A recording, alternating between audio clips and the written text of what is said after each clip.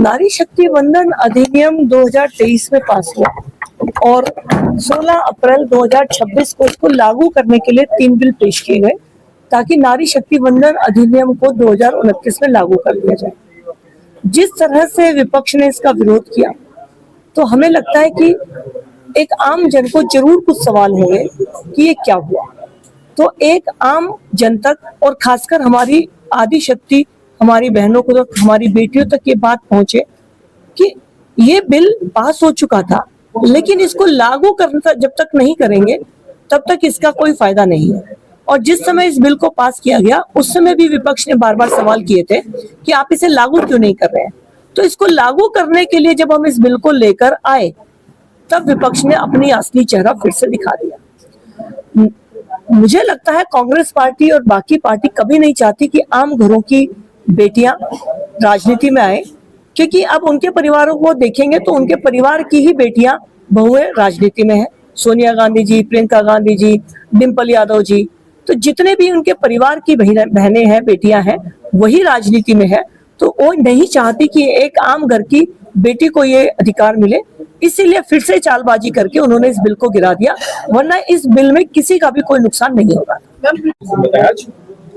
देखिए, आज पश्चिमी लोकसभा में प्रेस वार्ता रखी गई है क्योंकि ये बहुत ही महत्वपूर्ण मुद्दा है। जैसे कि आदरणीय प्रधानमंत्री जी ने एक लंबे समय से चली आई लड़ाई को खत्म करने का काम करने की बात करी संसद में कि भाई अब समय आ गया है, अब नहीं तो कब। हम सब मिलकर, आदरणीय प्रधानमंत्री जी ने विपक्ष को भी कहा कि हम सब मिलकर इस अहम भूमिका में अपना योगदान दें, अपना समर्थन दें, अपना वोट दें, ताकि हम नारी को और सशक्त और आत्मनिर्भर होने की राह पर अग्रसर कर सके। लेकिन विपक्ष को ये मंजूर नहीं था और विपक्ष ने देखा आपने क्या किया। उन्होंने हंसी उड़ाई, महिलाओं के ऊपर उन्होंने कैसे अभद्र भाषा का प्रयोग किया।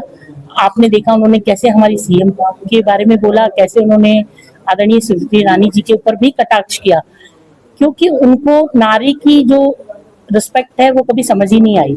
उनको डिम्पल यादव जी तो समझ आती हैं बैठी हुई, उनको सोनिया जी तो समझ आती हैं, उनको प्रियंका गांधी जी समझ आती हैं क्योंकि वो बन चुकी हैं, लेकिन गरीब परिवार की कोई महिला आगे बढ़कर अपना नेतृत्व करे ये समझ नहीं आता है।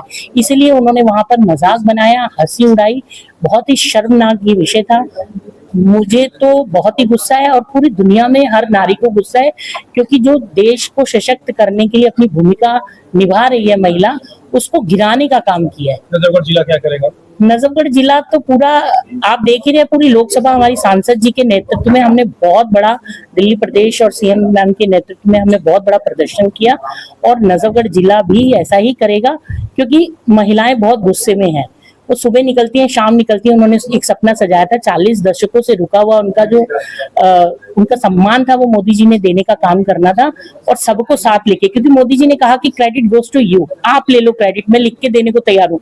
लेकिन उनको समझ नहीं आया, क्योंकि उनकी परिवार की बहनें बहू बेटियां बन चुकी हैं, तो उन्हें गरीब महिला का दर्द कभी भी समझ आएगा नहीं।